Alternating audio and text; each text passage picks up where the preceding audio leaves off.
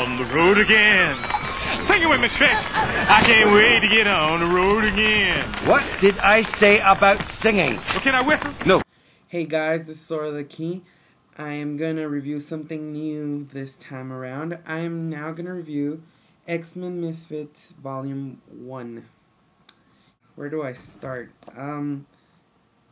The story is by Raina Telgemeier and Dane Roman, and the art is by Anzu.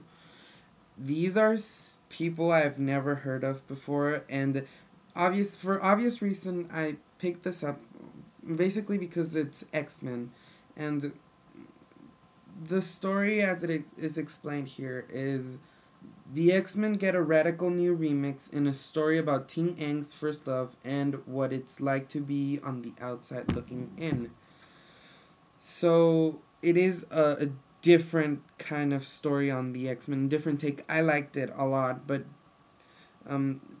people who aren't really open to out of continuity, different universes, stuff like that, you're not gonna like it. The story is pretty much centered about Kitty Pryde, and Kitty Pryde is my favorite X-Man, so this kind of leveled it up for me, cause yeah, and she is invited into Xaviers Institute, or I think they changed the name of Xaviers School, but she's invited, and she is the first girl to be enrolled in the school. So before her, it was pretty much an all-guys school. We see a lot of X-Men we know.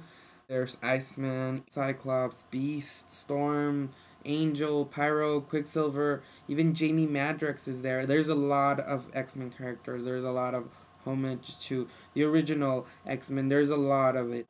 The take is a little bit different.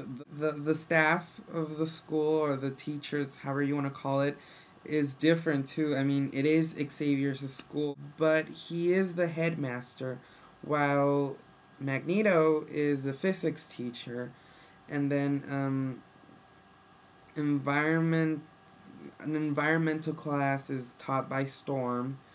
Math is taught by Beast.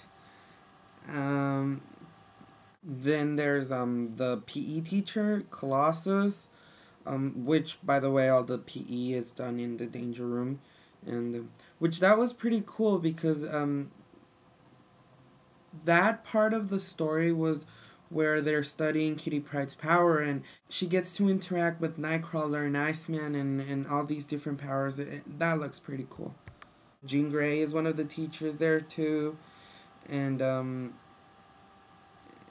Sabretooth is the, what would you call it, the Jarvis of the school. So there is a lot of differences, but I accept it that way because I'm just not looking at it as if, oh god, they changed everything. No, I'm just looking at, okay, this is a whole new thing, this is new. This first volume focuses only on Kitty Pryde and her getting used to the new school, being the only girl in the school, her new powers, and stuff like that. Now, like every high school, there's cliques, and in this school is funny because the popular clique, you would say, is called the Hellfire Club. So, although it's not the same people you'd expect in the Hellfire Club, there's Angel, Pyro, Quicksilver, Forge, Havoc, somebody else I'm missing there, but they're all in the Hellfire Club, and they're Magneto's teacher's pets, if you know what I mean. So Kitty Pryde is addressed by them because she is in fact the only girl. And the story goes on from there because she has a thing for Iceman. He is portrayed as a guy who hates everybody, who kind of like an outsider type of guy, opposed to who ends up being Kitty's boyfriend in the story, which is Pyro. So there is a lot of changes. You will see a lot of changes if you ever read this. So that's like a heads up.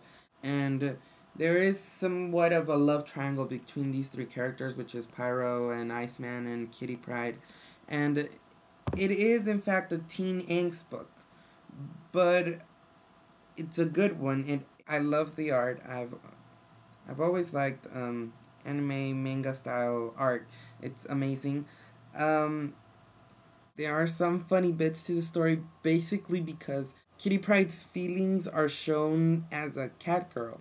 Every time she has an overexcited look on her face, she will have cat ears. Every time she is sad about something or she's love struck, she will have cat ears. So I find that funny because it's a play on words because her name is Kitty, and that was pretty funny. The art makes it really enjoyable.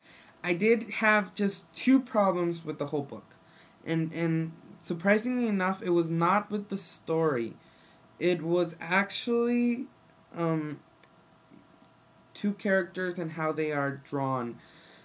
Beast, I'm gonna show it to you right here. He looks like a combination of a bear and stuffed animal or something. A cat and a stuffed animal. I don't know. And the other character who I totally hated how he was drawn was Colossus.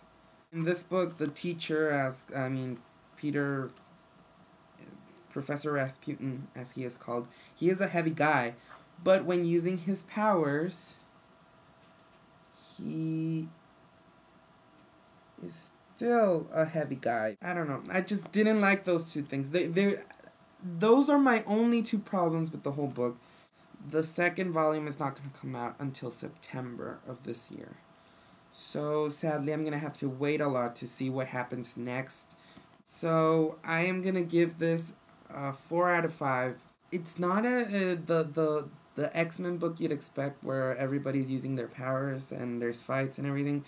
You're not going to see a lot of that until the end of the book. So maybe if they had a little bit more action added to all this drama, it would be a better book. But it's still a really good book, so be sure to get it.